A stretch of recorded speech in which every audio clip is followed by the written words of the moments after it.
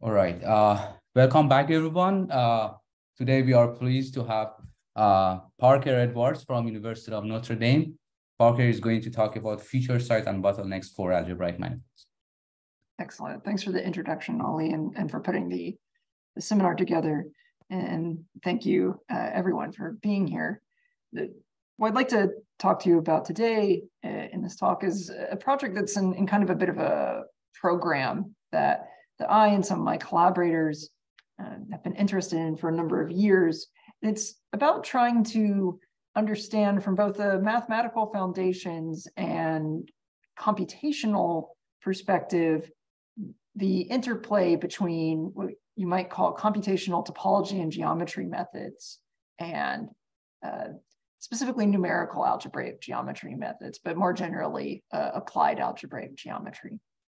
So this is one cut through that intersection that you could think about. I'm an applied topologist by training, so much of what I do lives on the right-hand side of this little cartoon. And the idea behind, say, a computational topology method, you usually think of being handed data in the form of a point cloud sitting out in Euclidean space. And you hope or think that it has been densely sampled from some kind of underlying shape. You do some interesting computations. You summarize some of the geometry, the topology in the shape using the point cloud. Maybe you make a model like a graph that you'll use later on. And that's the typical kind of computation. You start with a point cloud and you use it to estimate these types of quantities and models from the shape. But of course, from both a theoretical and an applied perspective, in a number of cases, you don't start with a point cloud. You actually start with some description like a system of polynomial equations. So I'll be interested in algebraic spaces here. And one application that we'll see a little bit of is in robotics, for instance, where you might start with trying to model, this is a 5-bar linkage, for instance, a robotics mechanism. And the different distance constraints, the angle constraints, you can usually translate into polynomial constraints in several variables that give you a configuration space. That's what it's called in that setting. And many of the same questions are of interest. You want to know things about the connectivity of the configuration space or planned paths in it. But again, all your collaborators are likely to hand you at best is this list of polynomial equations. So this is one way that you can think of trying to understand the interplay between these two subjects. I think that there are kind of others, but let's focus on that. And so to further motivate the kind of theory I'm interested in, let me tell you about a prototypical kind of, this is an applied topology method called persistent homology. And the idea here is that one starts with input in the form of a point cloud, and you'd like to estimate the Betti numbers, for instance, of the underlying space that's described. Now, if you start with just a point cloud, its homology is quite disinteresting. It's just a, H0 has some number of generators or what have you. But as you thicken up the point cloud, you put balls of a certain radius around them, eventually you'll link up. Let's look at the degree 1 homology here. And you'll start seeing holes like this one. And you'll start filling in more and more space by thickening up these points. And eventually at this radius R5, you'll fill in a hole. And this is a nice kind of intuitive description of the data that gets collected when you compute persistent homology. But of course, you can make that all nice, very rigorous, turn it into algebraic computations, get it onto a computer. This is the typical kind of summary object down here at the bottom. It's called a persistence diagram. It collects this hole that was, sometimes the terminology is born at radius R2 and dies at radius R5. So this is a method that I work a lot with, but there are a number of others that have the same kind of flavor. And there are a few different types of foundational results, a few different genres of foundational results for these types of methods that you would like to have. And this is a very imprecise version just to get that flavor. For persistent homology, you have this homology inference theorem, which basically just says if I have a dense enough point sample of a space X out in Euclidean space, and I compute persistent homology, then the persistence diagram had part of the persistence diagram, the corresponding features in it correspond to actual Betti numbers or holes in the underlying shape. So this is a more realistic diagram, and the pink area happens to be the area that corresponds to actual Betti numbers. Ollie, do you have a question? Yes. So by well-behaved, you mean smooth? Is that one of the conditions? This is a good question. So let me click to the next slide and be somewhat more precise. By well-behaved, let's say semi-algebraic is actually good enough for so you can, one nice thing is you can allow for quite a bit of singularity in that particular theorem. But I'll continue to put that in quotes. Let me make a little bit more precise what those other two quantities mean. So for the density, I'll say that the point cloud and the space X are close together if their distance functions are close together. So this is also the Hausdorff distance, if you're familiar with the Hausdorff distance between two spaces embedded in Euclidean space. And then you need this density between the point cloud and the shape to be less than some kind of geometric feature size. I've added words, and we'll discuss them as we go through the talk for these. So these are feature sizes that collect some information about the geometry of this space. You can think of it as a resolution, right? It's the resolution that you need in your point cloud in order to actually get theoretically correct information. So you can all think of this criterion via thinking of thickenings down at the bottom here. I think the thing to emphasize is that if I take offsets of the distance function to a shape, that's thickening up the shape by a certain radius. So if you're used to that kind of language, it's a nice geometric way to interpret things. So this will motivate, this is one of the foundational theorems of persistent homology that will motivate our discussion here. And so there are two parts of this recipe then. I need a point cloud and I need a feature size. So I'll lead to the question that you had at the beginning of the talk. The first of these ingredients is the point sample. And this is a topic that the collaborators on this paper have looked at. And there are a number of other sampling methods with various different properties that one could like for different reasons. But the general idea is that black box, I feed in a list of polynomials defining a space and a desired density parameter. And my output is a point cloud with the property that you saw in the previous slide. So this is a difficult enough question on its own from a computational perspective, but at least reasonably solved. So today I'd like to concentrate on the other part of this, as you can probably guess from the topic, and I'd like to talk about how you could compute the feature sizes of, and specifically the weak feature size is what we're going to look at today, of an algebraic manifold, starting with its defining polynomials. And since this is the optimization, algebra, and geometry seminar, I wanted to kind of broach this topic in this way because there are a number of really nice ways to think about the underlying theory. It's worth understanding about these things. So we can think of having just any compact space out in Euclidean space. And of course, its distance function is defined by an optimization problem, right? I want to minimize if I want to know the distance from Z to the space X, then I want to minimize the distance between points on the shape X. So this is a picture, for instance, the black curve is the shape X and Z is labeled. These are its point minimizers.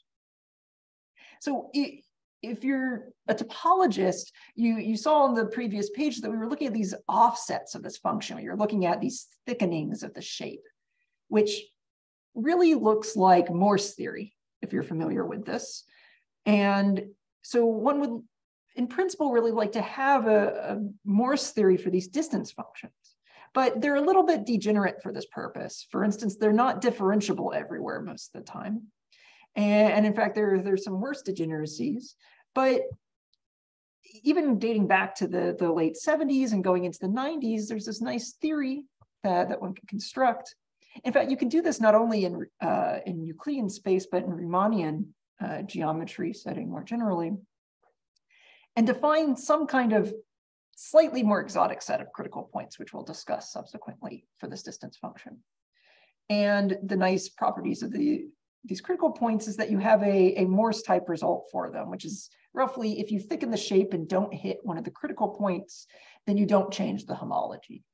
In fact, you don't even change the homotopy or the homeomorphism type. This is going to be a homeomorphism for that congruent symbol there. So that's a really nice Morse theoretic type result. Sorry, one question. Yes. Can you come back to the previous result? What are the conditions for these old results? So compared to the Morse theory, do we also assume that there are finite number of critical points? No, and it's not necessarily true in general, certainly. Imagine a space that consists of two line segments translated. Right, but I mean, about this result, does it assume that there are a finite number of critical points, or just we have an infinite dimension? No, okay. So yeah, surprisingly enough, neither finite number of critical points or values, I believe, necessarily implied by the underlying setup. So you don't have the okay, compared to the Morse theory, you don't have the so you don't have a Morse function, right? Because there are no finite number of critical points, and you also looks like you don't have the smoothness of X, right? So X is a manifold, right? But it's not necessarily manifold, it's just compact. Yeah. Okay, so you might have singularity, right? So you indeed.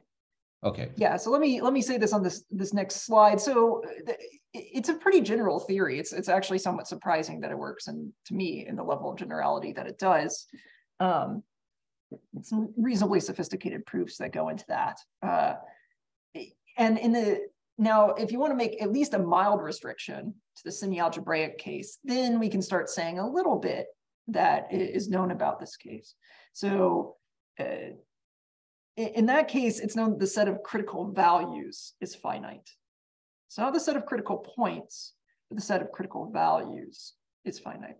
And I wanted to remark more generally, given the audience and the setting, that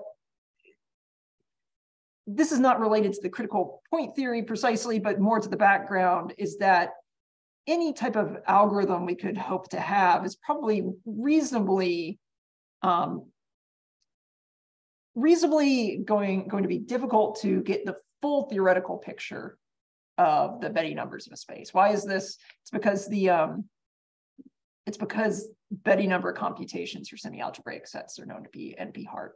So we'd also like to be able to compute kind of partial information in an intelligent way, even given input, algebraic input for spaces.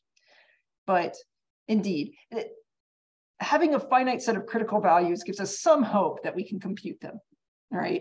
Because that's a finite list, at least, that we could compute. I will say about the proof that goes into this particular theorem, it uses like a Whitney stratification and Tarski elimination at some point. These are probably, I think, kind of standard maneuvers. Once there's also very nice geometric arguments having to do with this distance function that go into this. The punchline is that I don't believe that there's a reasonable algorithm that one can extract from this proof that runs in any amount of interesting time. So that's kind of the status for a surprising amount of time, maybe the last 30 or nearly 40 years of the computational setting for that problem. So let me be a little bit more precise then. I'd like to investigate this problem at an algebraic level somewhat more precisely. And so let me give you the definitions. There are kind of two sets of degeneracies for these distance functions. So the first is that we can say that a point out in space is on the medial axis of the shape X if it has at least two closest points on the shape. So the shape here is the ellipse, the medial axis is in red, and this particular point Z, which is on the medial axis, has two closest points, X1 and X2. It just so happens for an ellipse, because it's particularly simple, the medial axis is the is the line segment between the foci of the ellipse. Happens to work out this way. So in fact, those are the points where the function isn't differentiable, if you think about that for a few minutes. Now, those are not the critical points, however. The slightly more exotic critical point definition is going to look at a subset of the medial axis. And so we'll say a point z is a bottleneck or a critical point of the distance function if it is in the convex hull of its closest points. So the closest points for this is z, x1, x2, and the convex hull is the line segment between them. So z is a bottleneck of this shape. In fact, it's the only bottleneck of the ellipse. So all of the other points on this medial axis are not contained in that convex hull. And then the weak feature size is the minimum distance from a bottleneck to the shape. So that's going to be the kind of minimum critical value is going to be our feature size that we can use for homology inference, for instance. Now, if I wanted to start algebratizing some of these things, maybe we can look at the medial axis first before we get into the bottlenecks. Well, if I want to find a putative bottleneck z, then it needs to have at least two closest points, x1, x2. Those need to be on the variety. So we need those functions to vanish. And at the very least, we need that the distance from z to both of these 2 points is the same. That's an algebraic condition. You'll notice I squared things to make things algebraic, for instance. However, I can't necessarily guarantee that I get a minimizer for these particular points because minimization, that's a semi-algebraic kind of condition. But I can do a KKT or what have you, some kind of optimization critical conditions for that distance function. And when you unravel those, they look like these particular rank deficiency conditions. So this is a nice setup for the algebraic geometry that you can unwind and see that it works. So, okay, that's the medial axis. To get at the bottlenecks, I'll need to do something somewhat more precise and assign each bottleneck an order. So I'll say that a bottleneck of a shape is of order k if the minimum number of closest points that can get it into a convex hull is k. So this particular bottleneck this is a Cassini oval, by the way. I looked this up. Cassini actually did study these things in like 1693. This particular Cassini oval has a 3 bottleneck. In fact, I believe this is the only geometric bottleneck of this shape. Okay, and now instead of doing the medial axis, we can make a kind of k bottleneck correspondence. Since I'm going to want to do some algebraic geometry, so we end up going into complex space, you might notice. And so let's look at these conditions line by line. I'm going to look at all of the potential endpoints, x1 through xk, and these t1 through tk are baryocentric coordinates in the kind of convex hull condition. And so I need that z is in the convex hull, so it ought to be a linear combination of those coefficients and endpoints. If you think of the convex hull conditions, then I need that the sum of the baryocentric coordinates adds up to 1. What I'm not able to get are some of the additional semi-algebraic conditions for convex hull. So I would also need that, well, I would want all of the coordinates to be real, and I want all of the coordinates to be positive, and I want them to be less than 1, I think are the additional semi-algebraic conditions. But those are inequalities. So I'm just going to stick with these for now. And then we have the same variety conditions for the endpoints, the same equidistance conditions for the bottlenecks, and the same rank deficiency optimization conditions. And you might notice this codimension count going on the right, and I'll do the sum for you because it's, it's just a little bit of pencil pushing. If you look at the number of variables that you get, it's the same as the number of, well, the amount of codimension that you would expect to get from listing out all of those functions. So if there's no algebraic dependency between each of those individual constraints that we've listed off, then one could hope that, in fact, you would have finitely many of these algebraically defined bottlenecks, which also means that you would have finitely many geometric bottlenecks. But that requires a little bit of analysis to see whether or not there is an algebraic dependence. So I'll now be able to describe some of the main kind of theoretical results. Up top, this is the way I sometimes tend to think about this, what we've done with this problem, right? We've looked at the K bottlenecks. So these are critical points that live inside of Rn, and we can apply the squared distance function to those. And we've embedded them in this bigger critical correspondence. And that lives inside a larger complex space. And then there's an easily defined map, which makes this entire thing commute. So that I like this because it's compact, but I think this is somewhat misleading in the sense that this is, of course, the same diagram as if you were trying to do any optimization function, I think, with critical conditions. So what we really need to understand then from an algebraic perspective is we'd really like to understand the irreducible components of this algebraic correspondence BKF.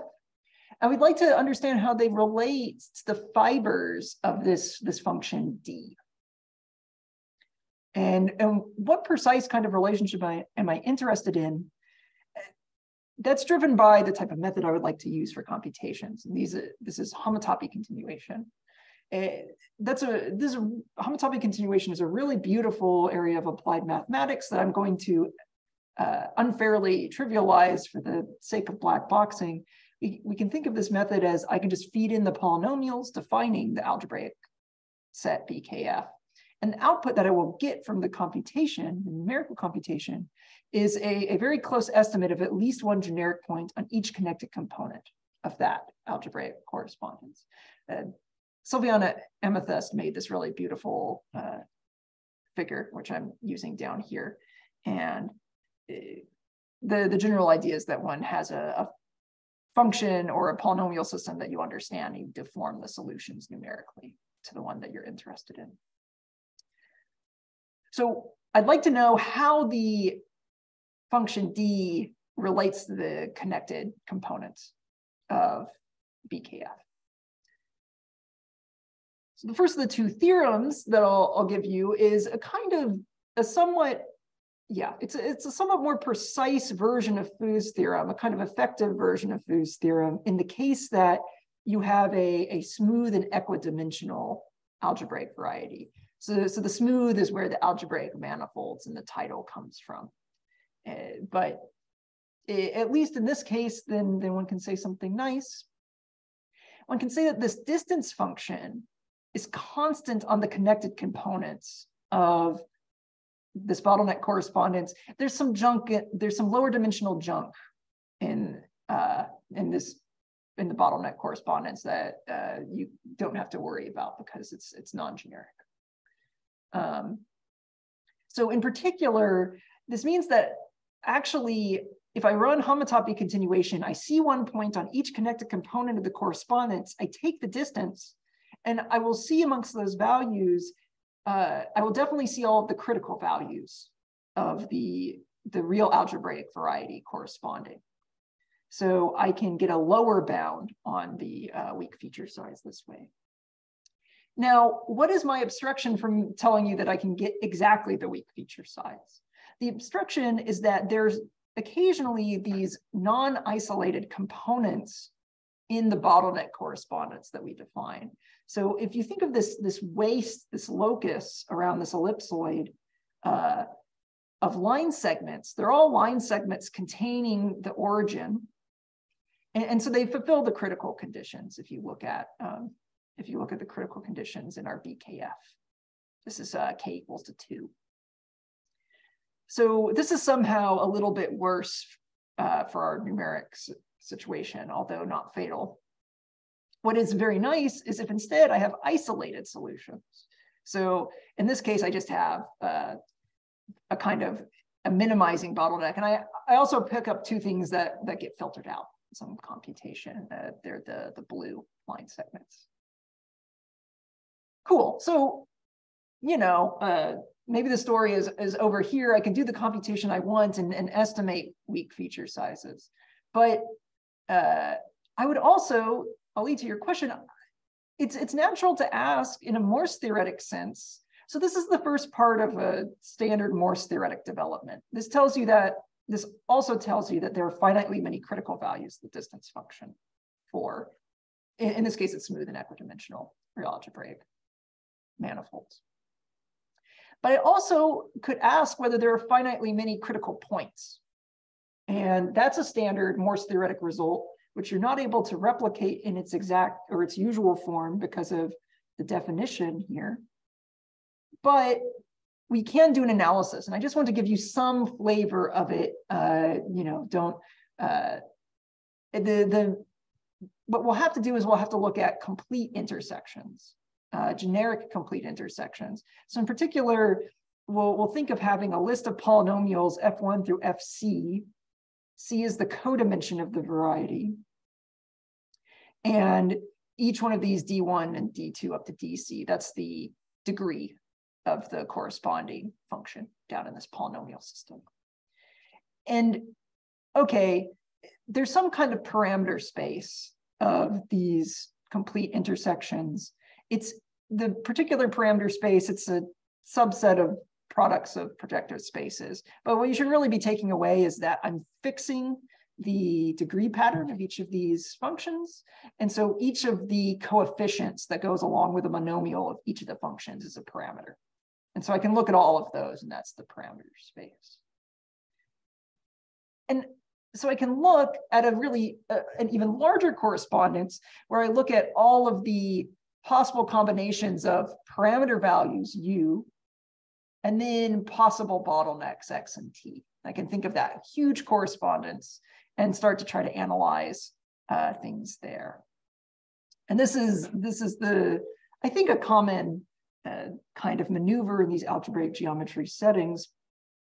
And we were able to get this result through some kind of analysis of this type, which is that for non-quadratic degree patterns, so that means that degree patterns where none of those degrees is equal to 2, then in fact, it's not just that you have finitely many critical values, you have finitely many critical points, in fact, bottlenecks. And in fact, in that case, when you run the homotopy continuation, you'll actually dead on compute the bottlenecks, the full list of bottlenecks, and be able to filter down and estimate the weak feature size with high precision. So this is a probability 1 event. So one way you can think about this is if I had this on the left, this kind of annoying positive dimensional locus shape, then if I make a small perturbation to its coefficients, then I will obtain something with finitely many bottlenecks. So that's one consequence.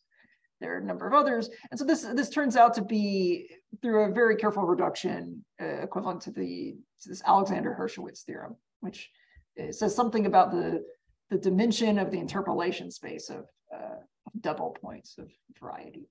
So in fact, that's where this non-quadratic part is coming from. Cool, so some pretty, at least to my mind, some somewhat serious algebraic geometry, but the takeaway is that almost always there are finitely many bottlenecks and we can compute them. So here's one example that I can start off with. The shape here that I'd like to compute the weak feature size of is the intersection between a torus in blue, I believe that's the top equation here, and a Klepsch surface. And so this is just a particular type of surface in 3D. So you intersect the two of them and you get a curve, which is of codimension 2. And you can ask, what's the weak feature size? Let's compute it with these methods. And I can give you at least some flavor of the computational cost. So the main problem here, the main computational problem is that as you increase this order, if you think about the number of variables involved in that bottleneck correspondence, the computational cost increases quite rapid. So you only have to go up to k equals 4 in this particular setting. But let's see, k equals 2, I think I ran on my laptop. K equals 3 on a somewhat bigger computer, and it took a day, maybe. And then k equals 4, John ran on a supercomputer using regeneration methods for a week. And interestingly, so you obtain a number just like when you're doing a critical point problem, and you get the critical points and then you filter down to the actual minimizers, right? This is the same type of business that you have here. There's a lot of redundant computation. In particular, we found a lot of kind of algebraic for bottlenecks, which were not actual minimizing for bottlenecks. So these were wasted computations in some sense, but a weak feature size. Sorry, one question. Yes. Do you know how this computation cost depends on problem size, or like the degree of polynomials, or the dimension, or anything like this? Not with high specificity, because of the result, the finitely many critical points result. You'll know that, for a fixed degree pattern, there is generically some number, right? It's a kind of parameter homotopy type thing. But as to giving you a better number than the Bézier bound, not so open question that I would love to have answers to.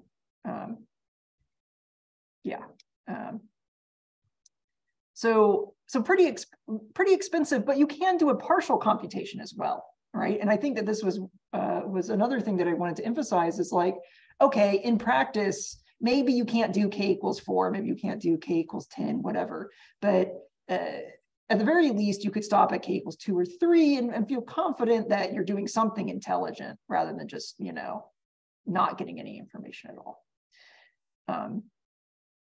I also, to round out the talk, wanted to talk briefly about an applied or an application based on these computations. And so this is actually the same 5-bar mechanism that you saw at the beginning, and with a different group of collaborators, by the way. Some colleagues in the applied math department and engineering departments here at Notre Dame.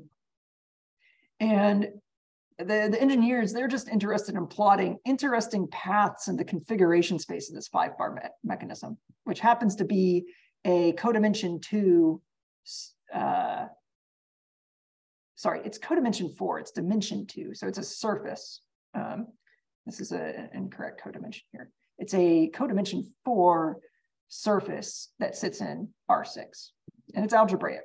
And it happens to be manifold as well. So that configuration space, it fits into our framework.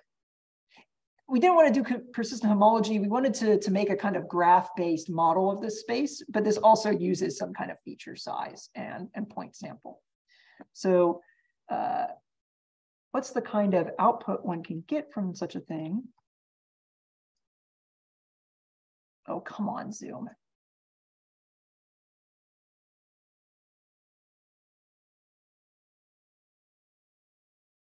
So this is a kind of typical picture that engineers look at. It's called the workspace. So it's a projection onto 2 of the dimensions out of the 6 that define the entire configuration space. And actually these curves in here are projections of curves that we want to avoid. They're places that the kinematics of the robot aren't nice. So that's an additional computation one needs to do. But they're still interested in plotting paths between different kind of parts of these cells that the workspace is broken up into. So here is a particular path that they were interested in doing. And you can even see, in 3 dimensions how it pulls up. And the green stuff, it actually intersects, but it was the red stuff that you're trying to avoid. And indeed, this is a path that we plotted using feature sizes and samples, and it's some additional computations up in this 6-dimensional space. Okay, so that's the last of my examples. I just like to have a nice picture, and then there are a couple of links. There's a Julia package that will do the computations, and maybe the title is more useful than the URL in Zoom. But thank you guys for your attention. All right, let's thank Parker for this fantastic talk. So I think we have a few minutes for questions.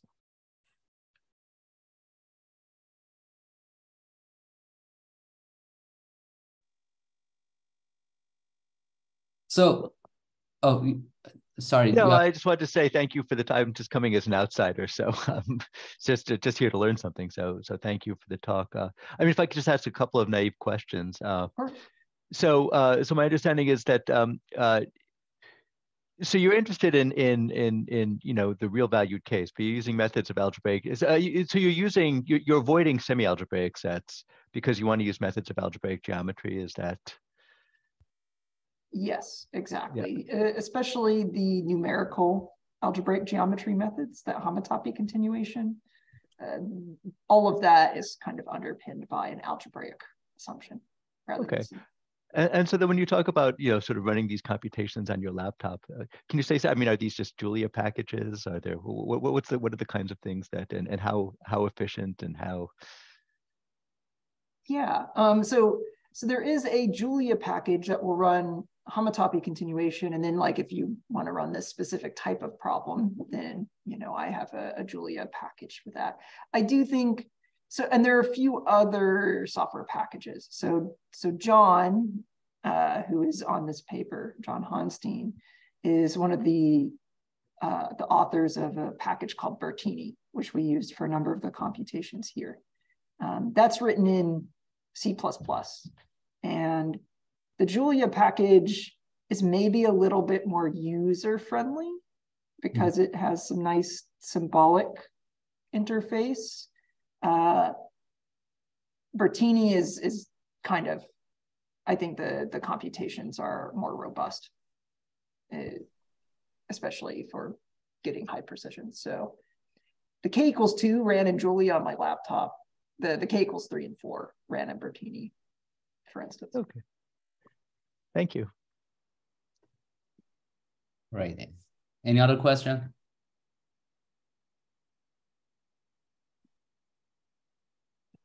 All right. If not, let's thank Parker again, and thank you all for coming. So we have one more talk next week, and I hope to see you again next week with the last speaker. Thank you very much, and have a nice day.